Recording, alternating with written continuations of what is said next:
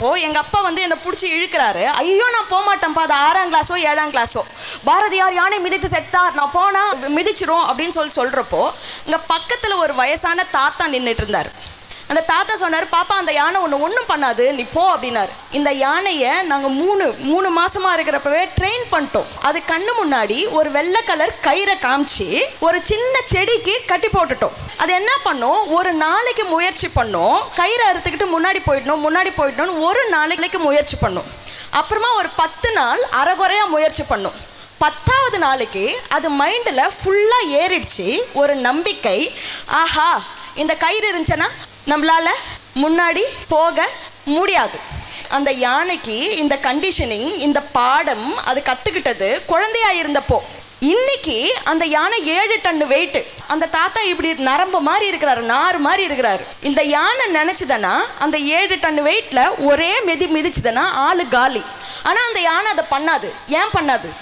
இன்னைக்கும் அது கீழே பார்க்கும், கயிறை பார்க்கும், ஆஹா இந்த கயிறு இருந்துச்சுன்னா நம்மளால முன்னாடி போக முடியாது. அந்த யானை கொஞ்சம் அந்த சைடில் திரும்பி பார்த்தா கூட அந்த சைடு ஃப்ரீயாக இருக்கு, கோயிலில் இருக்கு. அது என்ன பண்ணிக்கிட்டு இருக்கு? ஆசீர்வாதம். உங்களை பொறுத்த வரைக்கும் அது ஆசீர்வாதம்.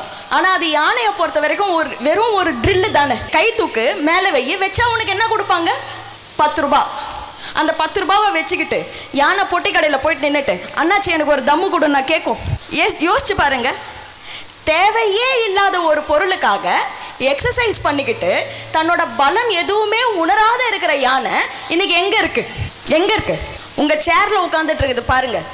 கோயில்ல இல்ல, உங்க சேர்ல உட்காந்துட்டு இருக்கு. இங்க இருக்கிறவங்கள எத்தனை பேர் கூச்ச சுபாவம்? கை தூக்குங்க பார்ப்போம். எத்தனை பேர் மேடம் எனக்கு பேசவே வராது மேடம்? இந்த சனி பகவான் எங்க இருக்கிறாருன்னா என் நாக்கில் தான் உட்காந்துன்னு இருக்கிறாரு. நான் பேசினாலே பிரச்சனை ஆகுற டைப் எல்லாம் கை தூக்குங்க பார்ப்போம். இல்லை மேடம் நான் ரொம்ப சுமார் கொஞ்சம் காக்காப்பி கலர்ல இருக்கிறேன், அதனால என்னோட உருவமே எனக்கு பிடிக்கிறது கிடையாது அப்படின்றவங்க எத்தனை பேர் நாங்கள்லாம் சுமார் ஸ்டூடெண்ட் தாங்க, அதுக்காக தாங்க இந்த பசங்களை சொல்கிறோம் படின்னு சொல்கிறோம், ஆனால் சனி எனக்கு படிக்க மாட்டேங்குதுங்க. எத்தனை பேர் கல்யாணம் பண்ணாலே பிரச்சனை மேடம்? நான் இன்னும் நிறைய பேசிக்கிட்டே போகலாம். ஆனால் யோசிச்சு பாருங்க, உங்களுக்கு 40 வயசு ஆகுது, ரைட்? நான் கூச்ச சுபாவம் எத்தனை பேருன்னு சொல்லிட்டு கேட்டால் நிறைய பேர் இன்னும் நம்ம கூச்ச சுபாவம் தான் சொல்லிட்டு இருக்கிறோம். எங்கேருந்து வந்தது அந்த தாட்டு? 40 வருஷத்தில் கூச்சத்தை விடுறதுக்கு உங்களுக்கு வழியே இல்லாமல் போயிடுச்சா? 40 வயசில் கணக்கு கற்றுக்கிறதுக்கு வழியே இல்லாத போயிடுச்சா? இப்போ வந்த யோசனை கிடையாது.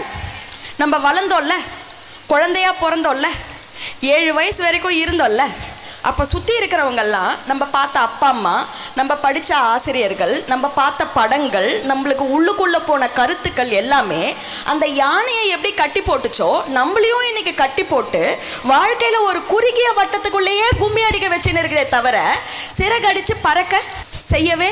நம்ம தான் வீணா போனோம்னா, நம்ம தான் நம்மளோட திறமைகளை முன்னாடி டைரெக்டாக முன்னாடி வந்து ஹே உலகமே என்ன பார், எனக்குள்ளே எவ்வளோ திறமைகள் இருக்கு பாருன்னு சொல்லிட்டு நம்ம தான் கான்ஃபிடென்ட்டாக எடுத்து வைக்க முடியலன்னா, இன்றைக்கி ஆக்சுவலாக நம்ம என்ன பண்ணிகிட்டு இருக்கிறோன்னா, நம்மளுக்கு எவ்வளோக்கு எவ்வளோ நல்ல எண்ணம் இருக்கோ அந்த நல்ல எண்ணத்தோடையே நம்ம குழந்தைங்களையும் ஒரு யானையாக தயார் பண்ணிக்கிட்டு இருக்கிறோமே தவிர அதோட ஃபுல் பொட்டென்ஷியலோட வெளியில் வரத்துக்கு நம்ம விடலை.